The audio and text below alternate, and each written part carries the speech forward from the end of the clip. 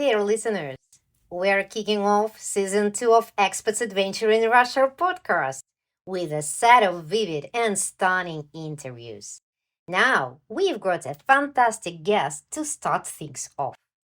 Meet Hugh, an Irishman who's been calling Moscow home for quite a while now. Hugh's journey is anything but ordinary. He's rocking his life as a life coach and a professional actor in the heart of Moscow. We'll be diving into his unique experiences, from cultural shocks and funny moments to the incredible stories that make his expat life so fascinating. So, sit back, relax, and get ready for some laughs and insights as we chat with Hugh about his adventures in Russia. Trust us, you won't want to miss this one. And you know what? A very special surprise is waiting for you at the end of our interview. Believe me, guys, you will like it. And of course, do not forget to follow us on our social media channels Telegram, Instagram, and Facebook at Experts Adventure in Russia. Dive deeper into the discussion on the Experts in Russia Telegram channel. And of course, do not forget to share the links with your friends and pals. Thank you. We love hearing your thoughts and sharing more insights. Make sure to connect with us. So, let's go! Today, in our Expat Adventure in Russia, we meet Hugh. Hugh, nice to meet you. How are you today? I'm good, thank you. I'm fantastic. The weather is nice in Mama Russia and in its metropolis. So yeah, I'm good. I'm getting lots done today. I've become very productive little bunny over the last couple of months. More productive than in the past. So. So that's perfect. Except it, you're a very multitask person. Men can multitask. Many of them say they can't, but men can multitask. I believe them. I am the living proof. Not all men, but lots of men. Great, perfect. So, Hugh. Who is Hugh? Who is Hugh? Hugh Huvich. Well, yesterday I was Mr. Drama. Oh. And today I'm Mr. Charity. And tomorrow I'll be Mr. English Teacher. And on Friday I'll be Mr. Russian Citizen. Mr. Hugh changes all the time. But I mean, Hugh's main source of income has been educating people in how to speak English like an Irishman. Irishman or Irish slang man? A little bit of both, perhaps. Yeah. There's quite a lot of slang that has come up over the years in different English lessons. And who is Hugh? Yeah, it's a good question. I always think of a song by Baz Luhrmann called the Sunscreen song. And in one of the lines, it was a closing speech in Harvard, I think at Harvard in 1987. He says, the most interesting people I know didn't know what they wanted to do when they're 22, and some of the most interesting people I know still don't know what they want to do by the time they're 40. And I still don't know what I want to do. So, quite frankly, I do lots of things. I'm a portfolio worker, as they say. Portfolio worker, perfect. As I know, so you've been married to a Russian wonderful woman. I have. Yeah. Did she ask you to say that? Did she pay you to say add wonderful there? Yeah. Oh, that's a secret. A women's secret, you see. Okay, I'll say nothing, yeah. So, she must have your number, yeah. So no doubt, all Russian women are wonderful, of course. pretty, very kind. Mm-hmm. So Hugh, how has marrying a Russian woman influenced your view on cultural integration and adaptation? Well, I was never married before I married my Russian woman, Olga, so I don't have a frame of reference in terms of being married in general. In terms of being married to any other Russian woman, I was never married to another Russian woman, and I don't plan on being married to any more Russian women. But in terms of integrating into Russian culture, Olga's great. I mean, Olga has been super helpful, particularly at the beginning when I arrived here in 2007. And the basic things that I would have taken for granted in another country when it was all English speaking, renting an apartment, dealing with bills, dealing with landlords. And as we progressed and business progressed and life progressed, it was dealing with visas and dealing with multifunctional migrazioni center and dealing with the setting up individuality предприниматель and with tax returns and with everything. I literally just sign the documents and Olga prepares everything that needs to be done in terms of keeping our family unit going. And I'd be lost without her. She's great. So we may call her a woman multitask person. She's a woman multitasker. She's the financial director and I'm the marketing director. That's how I like to put it. She doesn't manage all of the finances, but she manages a lot of them. But no, she's great. She knows the system. I could spend the time getting to know the system here, but I don't, quite frankly, spend the time. And a lot of guys, no matter what part of the world they're in, they need to be able to navigate the system, and women need to be able to navigate the system that they're in. Olga is loyal to her friends. She's loyal to her family. She's loyal to our family in terms of her own mother and father. Of course, she's loyal to them, but she gets things done and keeps the wheels turning for us, particularly as parents now, again, in terms of school, education, registration, payment, communality, in terms of our home, in terms of our business, and in terms of our daughter. That's what Olga does. I make sure there's enough income coming in to keep us happy. Perfect. And she also does the cooking and I do the cleaning. Because I cook about as good as I speak Chinese, which isn't very good. And then when I go into our Russian friends' homes, I stand up and I do the washing up, and then sit down. Don't show my wife you don't like to do the washing up. I love to do the washing up. It's my meditation. And then when we moved into our new flat a couple of years ago, our daughter said to us, "So, what are you going to do for meditation now? What kind of meditation was the machine? When do we have a dishwasher? What am I going to do for meditation?" I said, "I'll watch the dishwasher." So one more girl to your portfolio. Yes, exactly. Yeah. So Hugh, can you share any amusing or enlightening moments where cultural differences played a significant role in your relationship? My relationship with Olga or my relationship with Russia in general? Yeah, in general, Russia, I mean, yeah. Well, I can tell you one time I was parked my car on the footpath in Serpukovskaya area for Metro, and I was collecting donations for charity, and our daughter at the time was in the back of the car, and I left the car on the footpath for a couple of minutes. I came back with some donations, I put them into the car, and the policeman called me over and he wanted to have a word with me, and he said, "Ви знаете, вы не можете поставить машину на тротуаре." Я ему говорю, "Ну, извините, это не было надолго, it wasn't for such a long time."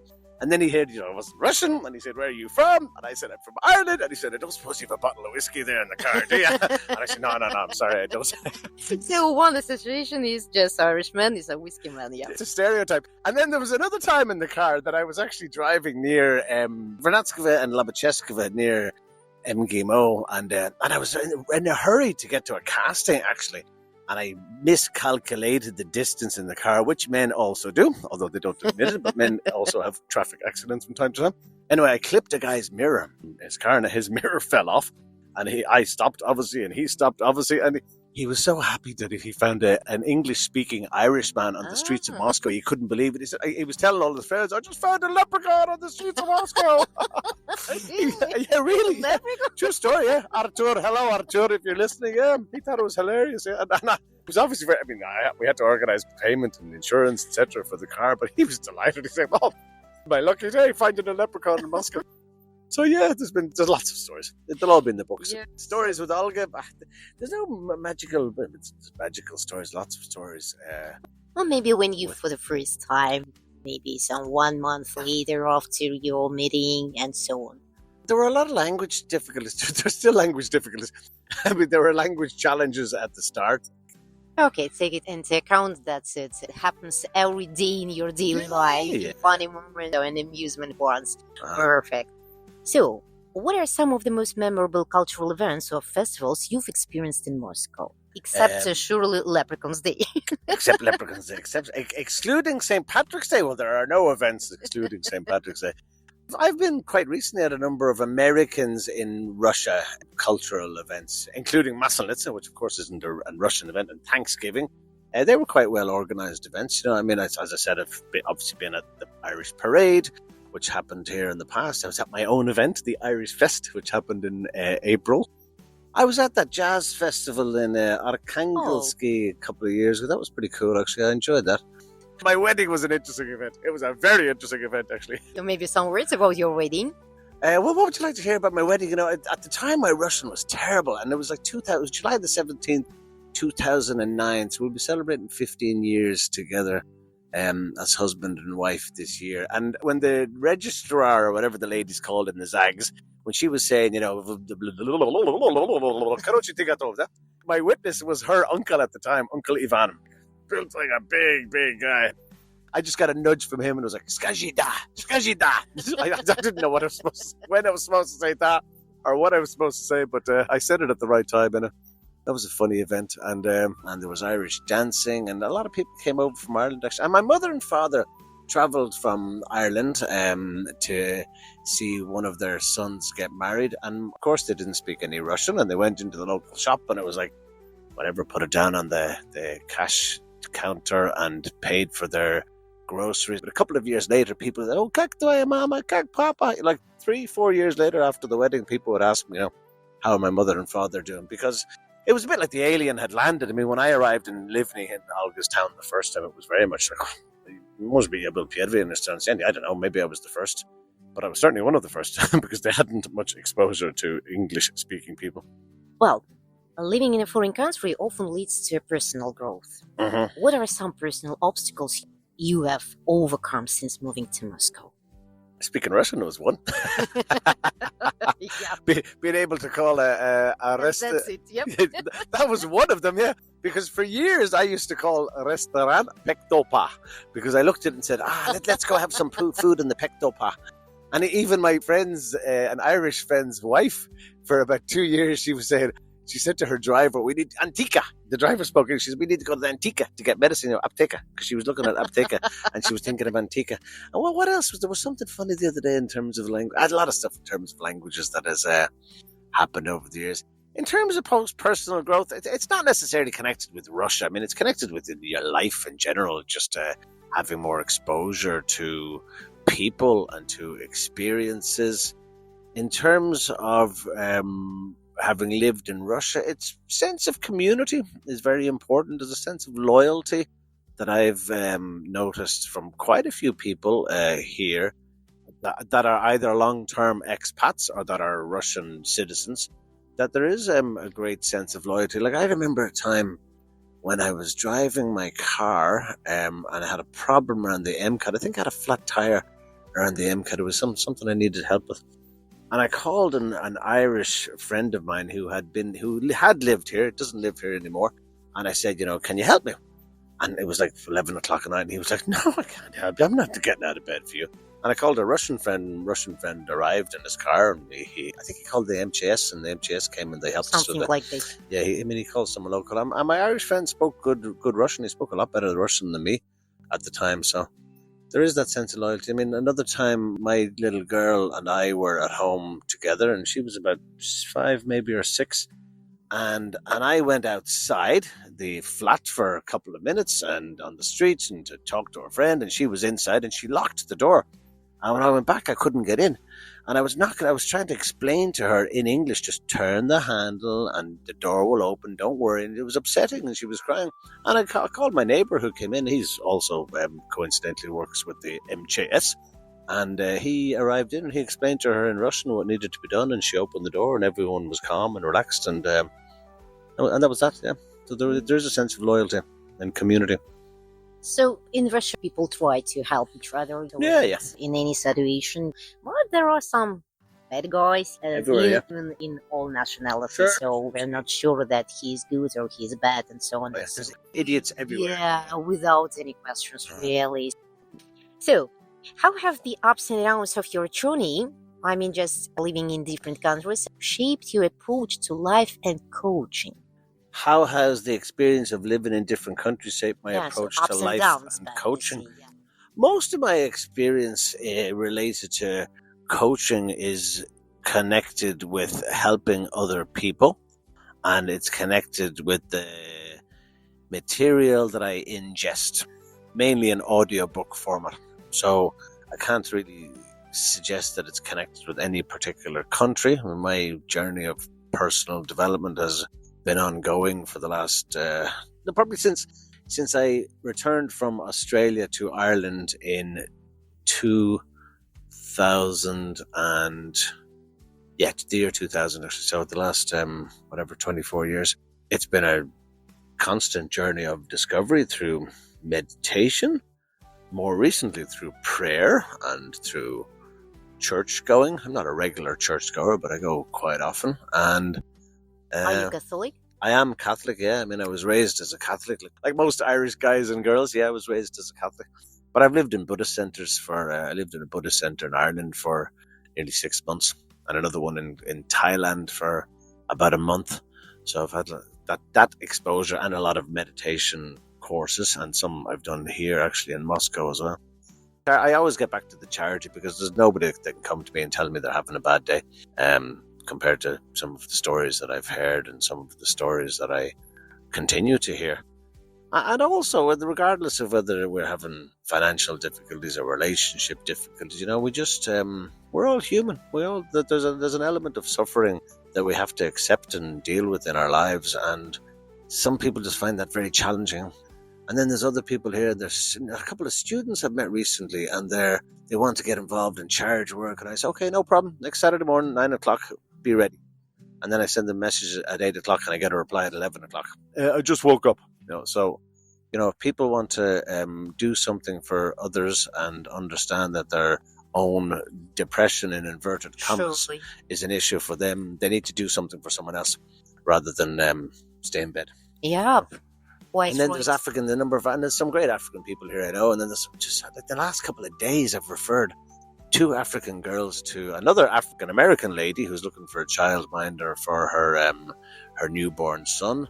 And both of these African students I know and have met, and one of them's been in my home braiding my daughter's hair. And I said, you want some part-time work? This lady who's looking for someone. You need to call her. And the new mother waited in her home all day for my young African student friend who never showed up. So on Tuesday she wants a job, on Thursday she has an opportunity and she doesn't show up. I don't get that there's a huge level of inconsistency with people. And that's not just young students, that's with so many people across the board. It's amazing. When I need to start, let's do this. And let's do this is just, let's get it done. And if we can't get it done, we'll find another solution or we'll find another way. I'm a bit fed up with tire kickers now, time wasters. And I'd like to be able to help people and support people and see people and make the most out of their lives. But people need to take some action themselves. It's like a single guy sitting at home in Ireland or anywhere in the world. So I really want to meet someone. I say, what do you do every week? Well, I go to the same pub every Friday. I play golf on the same golf course every Sunday with my friends. On Wednesday, I play tennis in the same tennis club with my friends. And I said, oh, really? And you want to meet a girl? Yeah. What do you think she's going to do? You think she's going to come and knocking on your door saying, hey, Tom, how you doing? It's Samantha. I love you. Like, hello. You got to take some action yourself, It's like the guy, that story years ago, a joke really about a Jewish guy and many Jewish people have a reputation for not wanting to be very generous with their money. Not all, of course, but some of them do. And the Jewish guy once says, God, I want to win the lottery. I want to win the lottery. I really, really want to win the lottery. God's like, yeah, no problem. You will win the lottery. And the Jewish guy keeps going back to God and says, what's happening? Why haven't I won the lottery? God says, you need to buy a ticket if you want to win the lottery. Take some step before you complain and moan. Yeah, surely nobody will save you if you don't want it. Yeah, you got to do the work. Small steps will lead you to something very beneficial. Yeah, quite. So totally agree with you. Well, so you're an English teacher. I am most of the time. So, where do you teach? At the moment, I don't teach anywhere. Yesterday, I was teaching in Primakov Gymnasium. I have a couple of people I teach online. At the moment, there isn't any particular school that I teach in. Next week, I'll be teaching at a camp called A Camp, which is a clever name for a camp. A Camp is called A Camp. And then I'll be teaching at another camp run by Kingsley Education. I've worked with them before. I've worked with other camps in Turkey. I'm working with another camp in August. So I've worked with a number of language camps, but primarily I'm self-employed in terms of my teaching roles. No particular organization. Well, nevertheless, it's the experience of living in another country and present some particle from your soul, from your experience to others. That's perfect, because really when you teach English or other language, you're better to start it with a native speaker. So people say, yeah. Yeah, because it's really very convenient, easier, and you will start more efficient in your job or just even in traveling or something like that. So now you're a life coach. I am. So transitioning from teaching English to becoming a life coach is surely a significant shift. Well, yes and no. I mean, when I was 30, I was in Ireland and I wasn't working and I was studying full time. And I was asked to become a trainer on different courses, mainly connected with starting your own business and soft skills like time management, stress management, communication, presentation. And I was asked to do this because this is the work that I was doing on myself at the time. And as a result, initially of those training courses, people came to me individually and said, I like the stuff you're talking about and prioritizing and goal setting and time management. And I didn't even think about it. Was there a model at the time? I knew nothing about coaching. But I did a bit of research and I did some training in the area. And so I was coaching individuals at the time in how to start their own businesses and how to manage career transition. And they were mainly the areas that I was dealing with because I dealt with them myself in many different times. And now people I'm dealing with here, it's relocations, coaching, consultancy, because people want to settle here. A lot of people want to settle in Russia. And I know the barriers that they need to deal with, the obstacles they need to face. And then it's people that are in jobs that they are getting zero fulfillment out of, but they want to start a woodworking business, for example, or a cookie business or a food business. And I'm having conversations with them and I'm explaining to them in no uncertain terms that I will support them with their business certainly for an initial consultation, which I do anyway. I have consultations with people all the time with the view to understanding what they're passionate about and what really drives them. And when we find out what drives a person, the energy, they'll find the energy and they'll find the money. Because at the moment, I just thought South Africa, people from the US, I'm helping them with their resumes to get a very professional resume done in English, then to, let's call it Russianize the resume, then to create a presentation video, then to add Russian subtitles for people just in case they don't have a strong command of English. And I've done the videos, I've done the resumes. I mean, I can do these things with my eyes closed. And it's very interesting for me to actually see people, number one, motivated about moving to Russia, and number two, motivated about representing themselves professionally. But what's going to be the most important thing in the future? It's not going to be the piece of paper that says I've got a degree from whatever, Moscow State University or Harvard. It's going to be how well you present yourself and how adaptable and flexible you are in different situations. Your IT knowledge, of course, will be important, but it's how you communicate and how you present yourself. So that's the elements of coaching that I'm bringing to the table. And I mean, of course, I have studied coaching and I have coached many people. I haven't done it here professionally for very long. As a hobby, I've been doing it for a long time. And now I'm at the stage where I have people coming to me, and I'm meeting people tonight that want to start businesses. And a guy wants to start a business in Irkutsk, and he wants to have a Russian partner with him for his project. I'm going to be a Russian citizen in a couple of months, so maybe I'll be his partner. Congratulations. Who knows? There's another guy looking at setting up electrical vehicle charging stations around Russia, and I might have just organized an agreement for him in Zimbabwe. So I mean, it's coaching, consulting. It's a combination. It's using the network of people that I have established at this stage in my life here, mainly in Russia, not only in Russia but mainly in Russia, and the knowledge that I've gained on my journey to actually just to get things done. Perfect. It's very rewarding when you see your fruitful way, just helping people, especially for those who are coming to Russia. It's really very difficult to deal with the bureaucracy, with the migration system and so on. Yeah, with the red tape, it is. Having such a life coach, I suppose that's really very rewarding. No, I think so. It will be. Yeah, it is already. How does life in Moscow compare to other countries where you've lived, particularly in terms of lifestyle and daily routines? Well, the transport system is great to get around in. The technology is very advanced here compared to other countries. I mean, even if I get an transaction in any of my bank accounts here, I get an SMS automatically and people understand whatever push notification. In Ireland, the system is archaic. It's amazing how backward it is compared to here. The system's a lot more advanced here. So technology is playing a huge part in my life here and in everyone's life in Russia, like across the board. It's not just in the bigger cities. The comparison between life here and life in other parts of the world. Island free. There's more to do here. I mean, well, I guess Moscow's a big city. I mean, you think of New York, London, I know Paris, Tokyo, Sydney, Moscow. They're all big cities in their own way, and they all have something to offer. I'm a city boy rather than a country boy, so I mean, I like to have a selection of things to do. I mean, I'm more of a family guy now, but if I was single, it would be I'd be out and about a lot more. Compared to Ireland, things still, in some respects, work slower here. Compared to like setting up a business in Ireland, from my memory, was quite straightforward and seems to be, maybe it's easier now, but I think it was quite complex. Again, I'll get most of that for me in the past. What else? See, it's hard to know. Like, people ask me about, I mean, the tax system here, like, you think of just the differences between, like, if I was living in Ireland, I'd be paying 48% tax. And I say that to Russians and say it to you, people are like, so half of your salary goes to the government? And they're like, huh, what? Polivino Zaplata. They're like, oh. So it's a big shock to people, you know. And there is the infrastructure in Ireland that is, I wouldn't say it's superior to here, but it's different, you know. There's a different level of infrastructure. Childcare is very expensive in Ireland compared to here.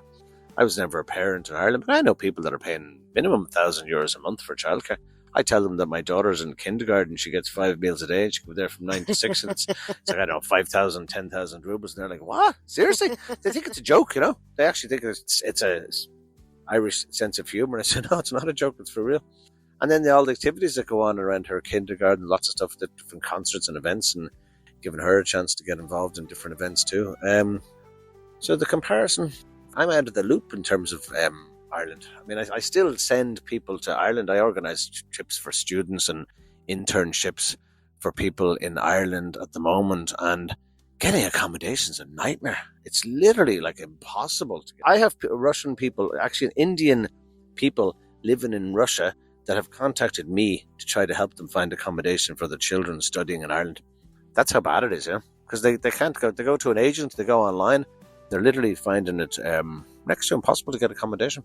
I mean, Ireland has become one of the most expensive countries in the world now because of wage inflation, because your Facebook and Twitter and whatever, the big IT companies are based in Russia. And the big IT companies pay big salaries. And when the big salaries are being earned, big local businesses are thinking, I'm going to jack up my prices. So taxi prices go up, restaurant prices go up, and the man and Joe Blogs on the street and Mr. and Mrs. Blogs on the street, they find it very tough, like extremely tough to manage if they're not working for Twitter or LinkedIn or Facebook, if they're working for a local business that is trying to survive. So globalization has an impact everywhere, but Ireland unfortunately has become a huge rip-off for people now.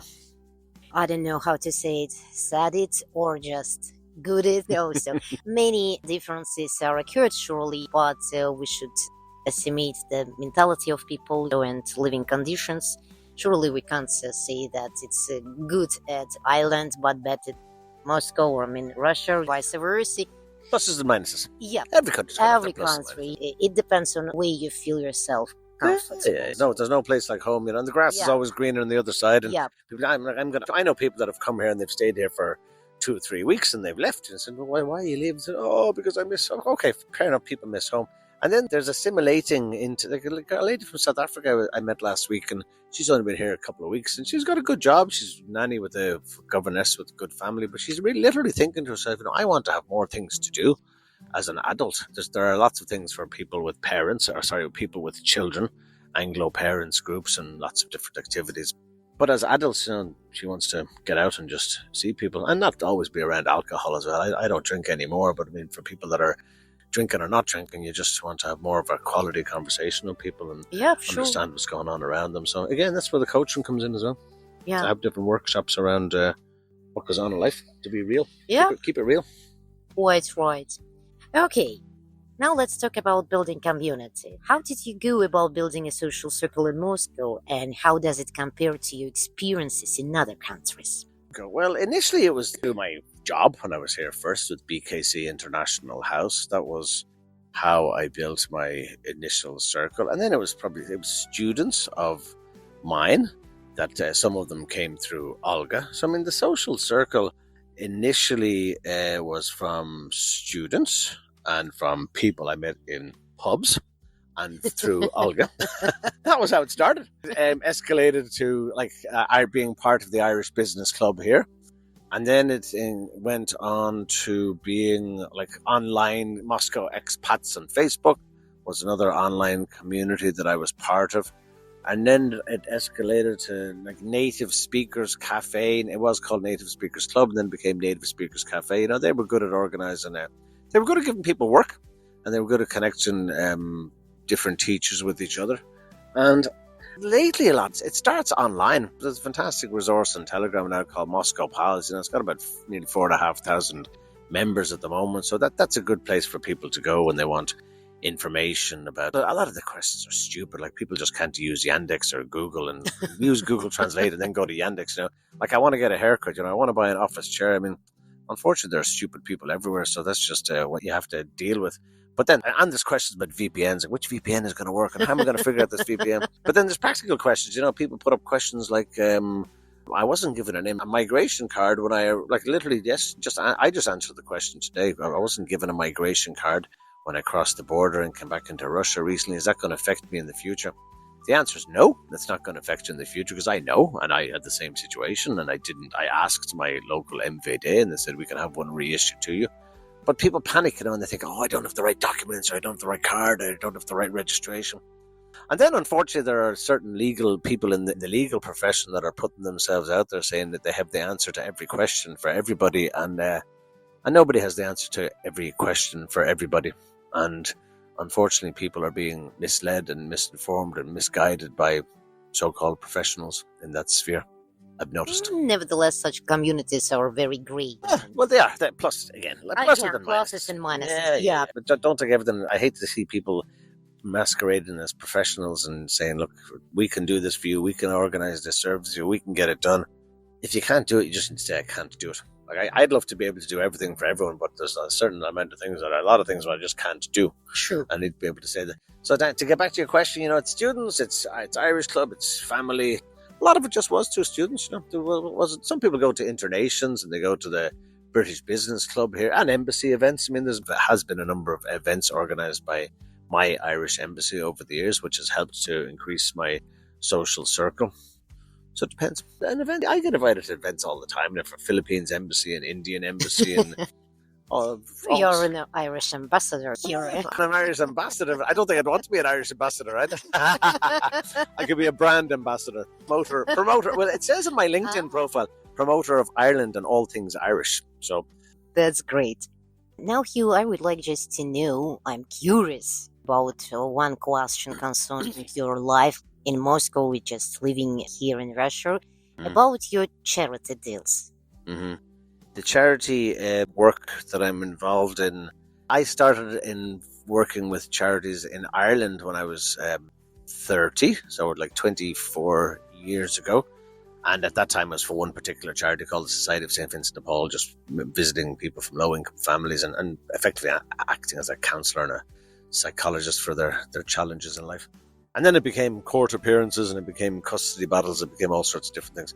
And then here, I didn't do anything in charity. Since 2007 to 2010, I did nothing. But then I got involved with the Irish Club, initially as secretary and then as a charity coordinator. And during that time, I was exposed to Dima's Dream, for example, or Taganka Children's Fund, a number of charities that were supported with financial donations raised by the Irish Club's events and guests paid, and there were charity auctions, there were sponsorship opportunities. So funds were raised for another group called Big Change.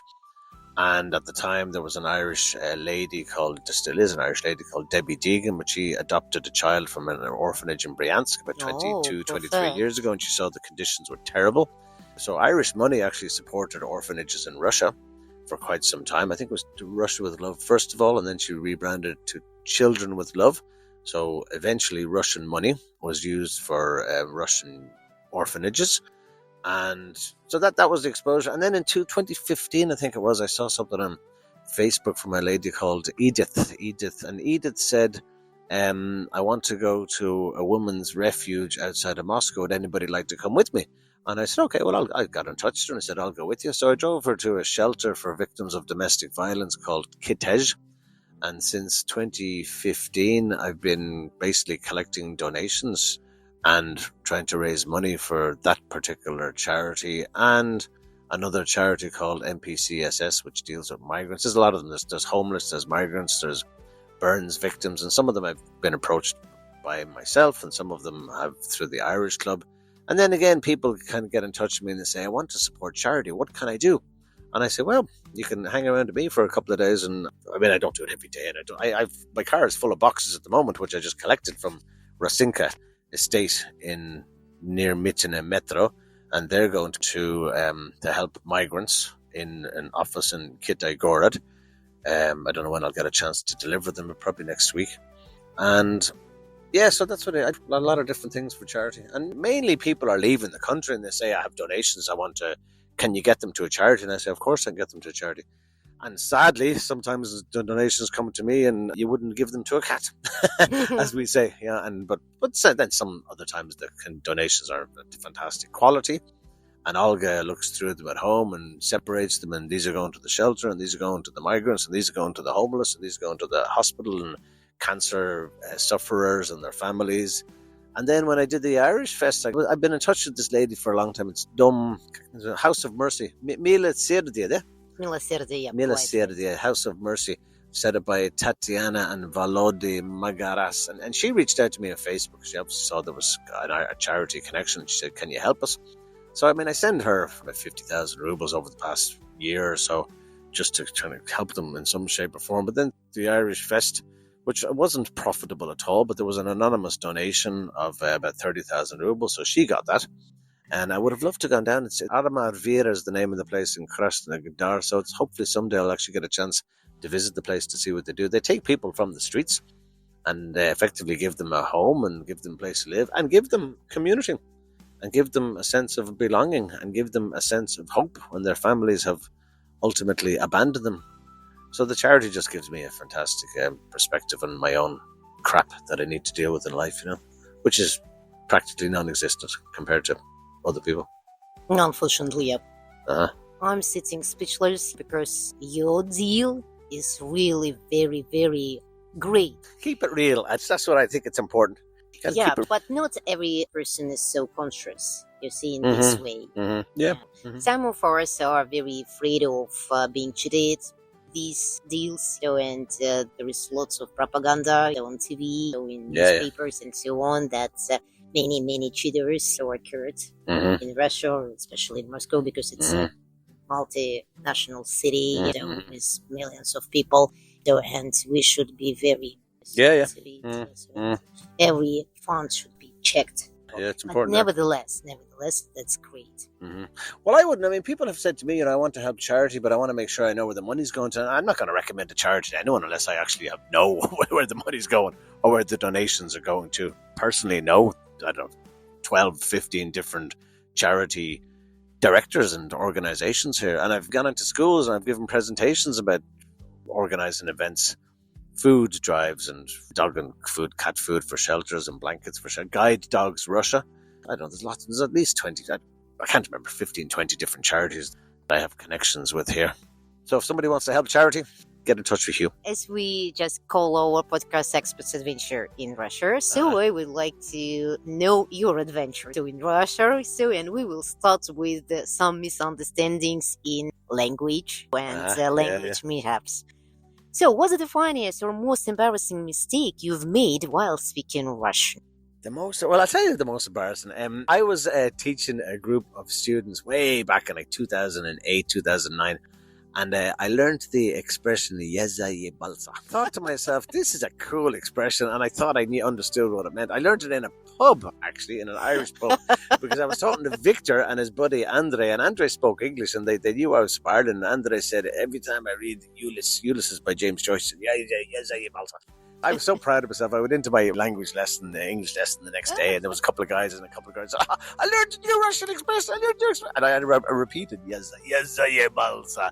And the guys thought it was very funny. None of the girls laughed. The girls. You were a star, I should say, on your English lesson. The guys thought it was great. They thought it was hilarious. But I was starting to figure out, why aren't the girls laughing? So now I get depends who you're talking to, of course, yeah. So that was one. And I was looking for an engagement ring for Olga, and I went into the jeweler in her hometown, and I'm looking at the ring and said, это очень вкусно. Я хотел сказать, конечно, очень красиво, yes, очень вкусно. And then I'm in a pub, and I was in a pub, I've been in a lot of pubs, a lot of different times, and I was ordering, I want to pay the bill, and I say, shut. And the waiter, the barman thinks I say shut.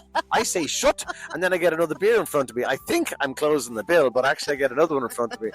There's been a lot of them like that, you know. And then I'm in a beer garden somewhere outside having a drink, and I want an ashtray when I was smoking. I say, pizza, can I have a pizza, please? You know, pizza можно. Not the. There were lots of them like that over the years, lots of different mistakes, and they still happen. The Russian language is amazing. Like, I never learned it officially. I mean, I can have a conversation with most people. You can write a book, Come Russian Language. Yeah, well, I still haven't overcome it. You know? How I'm overcoming the Russian language. Yeah. That's the best. How I'm trying to overcome that. How I'm just dealing with it in general, yeah. Many names, but the result it is. Oh, yeah, the result's the same. Yeah, you're right, yeah. Yep. Tails together. Okay, now surely food adventures. Food. That would be the first question, not the last. And one of the last, yeah. Селедка под шубой. Yeah. What's the strangest Russian dish you've tried? Селедка под шубой or холодец? I think they're both in first place.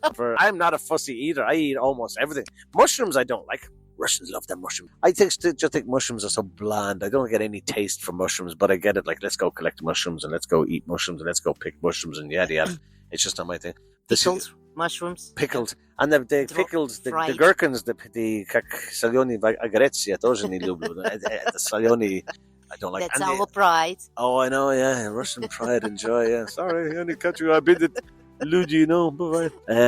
Yeah, the селедка под шубой, the холодец. What else? They are kрошка. I mean, I could do kvass. I could do like the kvass cola, but the other kvass, the white creamy kvass, I can't do at all. I never thought I'd be able to do smetana, but now I can't do soup without smetana. You have to have smetana. Tvorka, I mean, I can do the tvorka because that's like the cottage cheese. The other one, the tan, that I don't get that drink at all. The taste of it is revolting. Didn't I get borscht either when I started borscht? I get borscht now in Solyanka, I guess. And what else? I mean, I was in what's it called? I was in an Armenian restaurant with Olga's uncle, and it was kash or hash. So we had that in the restaurant with vodka in the morning, you know, after the banya. And then I think we were eating, I forget what hash exactly is. I think there was like tongue as well I had. Then, I mean, when I was in Thailand, I ate fried cockroaches, so it's the worst. Batakroshka and other foods. And my father used to eat frog's legs. Snails. Let's gotta go. And he's had frog's legs in the past, and I thought, never eat that. But, you know, what's one man's meat is another man's poison, so each to their own, as they say. And do you prepare some Irish food at home for your family? No, I don't prepare anything. I don't cook. I can't cook. Okay. I could save my life. Maybe did you share some recipe with your... Well, Olga's seen when my mother was in good state to be cooking. She's seen her cook Irish stew. Yeah, for example. She's tried to make Irish stew a couple of times. Succeed in it? Well, she's a fantastic chef, Olga. It'll never be like Mammy's, you know. Great. And then she tries to do lasagna, which isn't, of course, an Irish dish, but, you know, I want to make lasagna like your mother. And she's tried, but it's just not the same, you know. She keeps trying, I keep eating. It's all good in the hood, you know. There's not going to be any, and I'll keep cleaning up after her as well. So, the chowder is one. It's very hard to get decent. It's not something that Olga prepares, but like seafood chowder. Gustoi, you know, gustoi ribnoi soup. I mean, that's like thick soup, and you can't get that here. That's not available here. I mean, the stews, I don't think there's any magic ingredient for the stew. Maybe it's the gravy that goes in on top of the stew. It probably makes a difference, yeah. But my cooking skills are terrible. As our daughter says, Papa can make us a salad.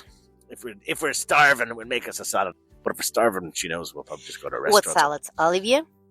Just some fruit salad or some salad. It's not going to be. It's going to be Papa salad. It's going to be that's okay. Tomatoes and peppers and lettuce and onions and Yeah. And I'm a father of a year, yep. Well, as long as it has lots of colours in it. I'm not a huge, healthy eating person, but this is what I know, that if your salad has many colours in it, it's more healthier for you. So now about public transports, especially metro. Do you have some funny stories just being involved in a metro accident? Well, I mean, just good accident, or not something very hilarious. There's not so many accidents that have happened on the metro, but there's some metro stations I just hate. Taganska, I'm used to it now, but when I got to Taganska first, I just thought it was a nightmare to find my way around. And particularly in the snow, I'd come out in the winter, and I'd have my Yandex map printed off at that time because I wasn't even using it on the phone. And I think, I know where I'm going. I'm going to get on the street. I'm going to find whatever landmark, I know, a pub or a restaurant. And a Chocoladins, for example. Oh, Chocoladins. Now I know where I'm going. And then I go straight from the metro. And I think I've got the right metro exit. But even now to this day, I mean, I look online and I find, Tregenevskaya exit 3. This is where I need to go. So I make that my business to do that because, of course, I can use the Yandex map. And then I was at Kitagorod for one of the first couple of times I was at Kitagorod. And of course, typically the one line is going to go north and one line is going to go south. But of course, in Kitagorod, the two lines go north and two other lines go south. So I thought I was losing my fucking mind. You know, I'm on the metro and I'm going to cross the platform. And I get on the train. Why am I going down instead of going up? You know, I really thought I was going nuts.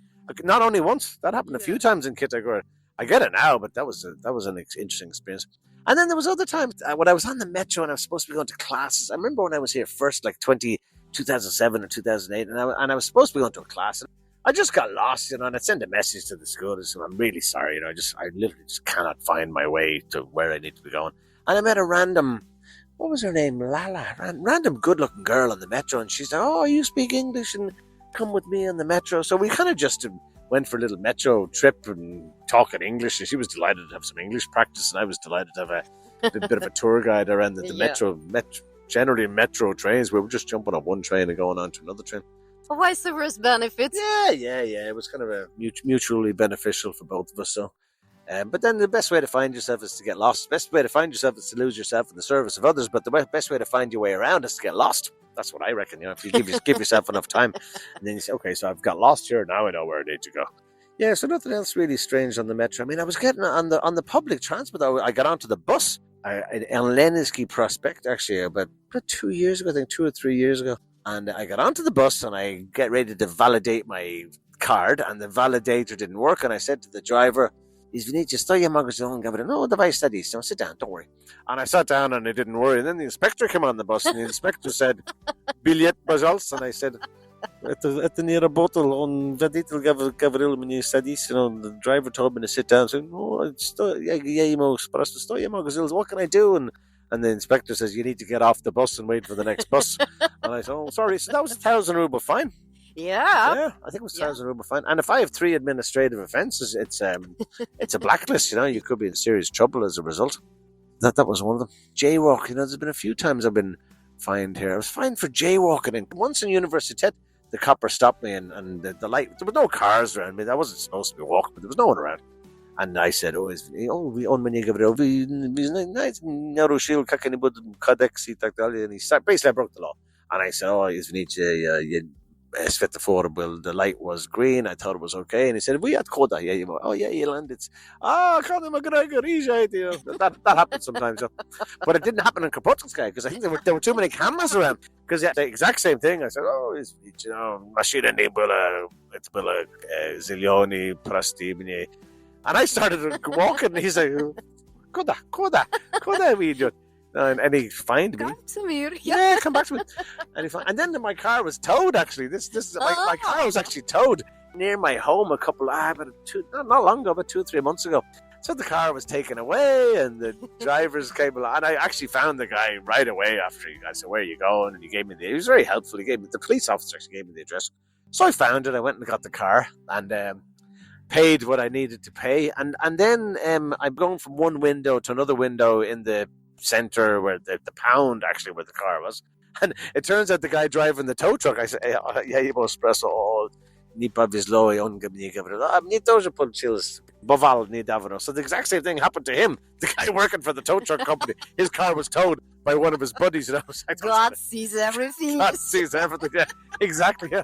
And then I'm going to pay, and I figure it's a show. And I literally go from one window, which I guess was the traffic police, to the other window, which I guess is Moscow Park. And they're right beside each other. Why I couldn't do the same process at the same time, I don't know. It's just overemployment. That's an issue here as well. It's certainly an issue in Japan, but in Moscow, it's an issue, particularly for some civil servants. Again, I think it's very funny with the speed limit, though. Like, I go on the M4, to Olga's place, and I look at the signs, and the sign says 120.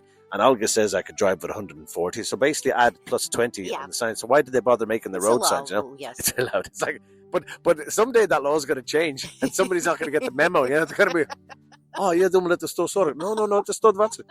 Потому там написано 120, and then you can drive 140. It's kind of law in inverted commas in some ways, And then you think it's 60, but no, it's actually, because I'm in the car and I'm looking at the sign and it says 60. And then I'm looking at the speedometer and the speedometer says 75, and I'm thinking, plus 20. What difference is 20? Well, that doesn't work. That definitely doesn't work. Well, it worked for the time when I was part on the football, but then another time I was in the car park in Yucatán at McDonald's, actually, and I was going to that shelter with some of those volunteers, and I came out of the car park at McDonald's, and I was convinced I was going the right way, but I broke a red light and I turned left onto a one-way street, so I broke two laws. And the copper came up beside me and says, I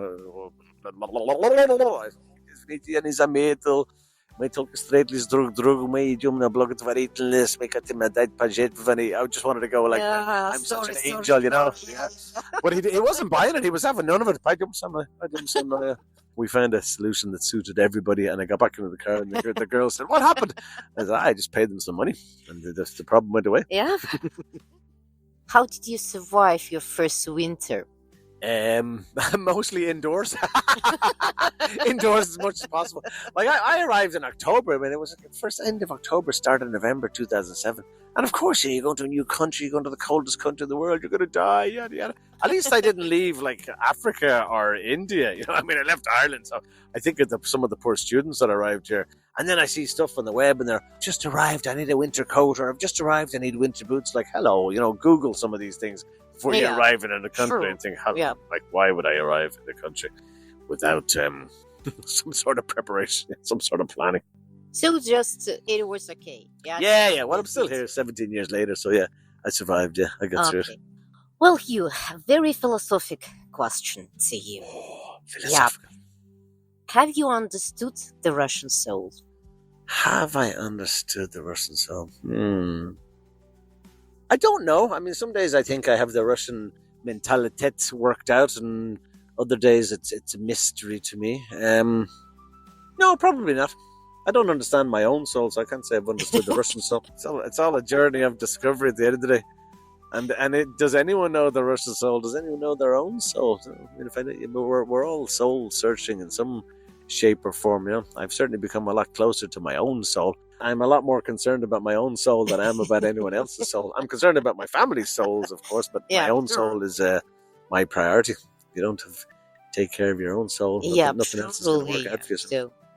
But partly, do you feel yourself as a Russian guy? No, I'll never feel myself as a Russian guy. One of my new clients recently, I'm doing some dubbing for his YouTube channel, and he says, "Oh, Hugh, приходите, это наши настоящие русские ирландцы. Я ему говорю, Саша, я не настоящий русский ирландец. Я могу быть настоящий ирландский россиянин, но я не настоящий русский ирландец." So, I mean, I'll never be a... So the difference, again, in the language, just being a Russian Irishman or just being an Irish in Russian, for example. Well, I'm never going to be a Russian Irishman, and I want to be a Russian Irishman either. I'm always going to be Irish. I'm 100% Irish. Yeah. I'm not 100% Russian. I'll never be 100% Russian. That's just the way the way things work out, Yeah. Well, Hugh, I appreciate your coming to Expat Adventure in Russian. No worries. Thank you very much for your funny stories and surely very valuable experience which you just share with potential comers to Russia and surely expats living here and sometimes do not know what to do. I hope with this interview they will have a clear picture the way it's gonna just be. Thank you very much. Noted. Thank you. Bye-bye. Bye. And here you are, guys, a promised surprise. This song we devote to the Russian and Irish friendship. Enjoy.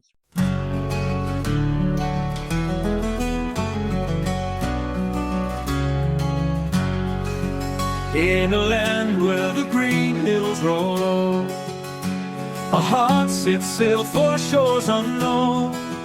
With the wind and the waves he did roll, to a distant land far from home.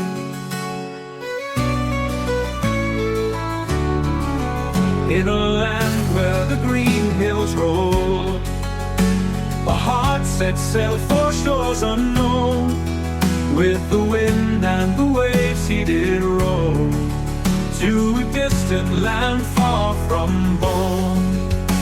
Two hearts, two lands, together they stand, in the dance of life, hand in hand. Through the trials and the strife, they find a way, a shared life.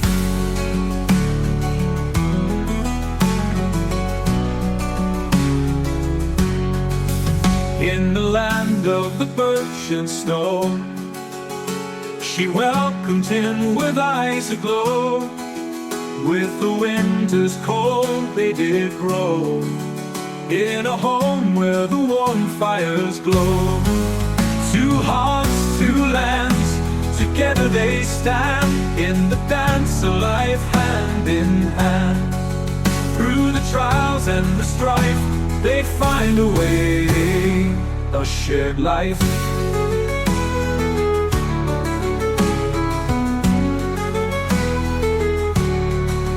Two hearts, two lands, together they stand, in the dance of life, hand in hand.